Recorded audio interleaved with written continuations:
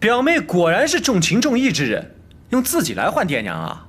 这不正是你所求吗？啊，对，我的目的就是抓你。就凭你，也想抓我？你简直做梦！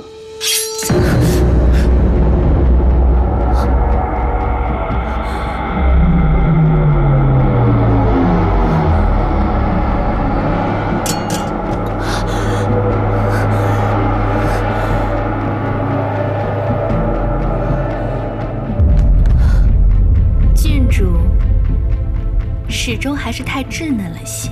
仙仙儿果然对班花了如指掌啊！陛下过奖，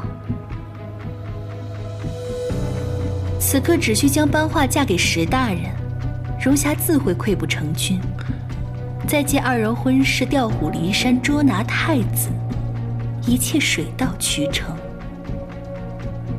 陛下何须亲自动手？只是未想到，这班画声东击西，竟真的寻到了敬亭宫的所在。来人啊，传朕旨意，封闭所有宫门，绝不可放逃班怀夫妇。若有差池，提头来见。是。之后的一切，便交于仙仙了。陛下放心。哎呀，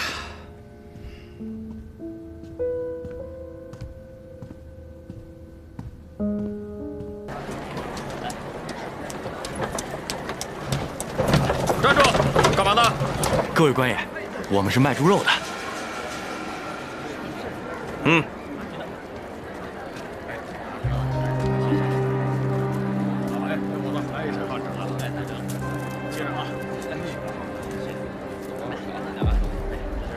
爵爷，都是猪席子。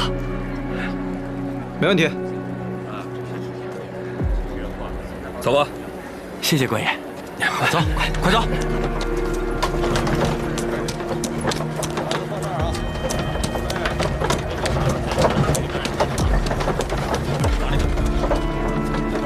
站住！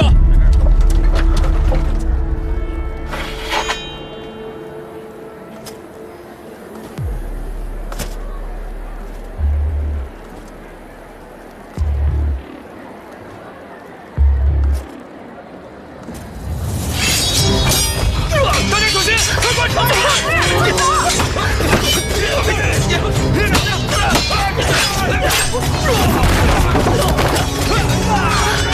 我们出去了！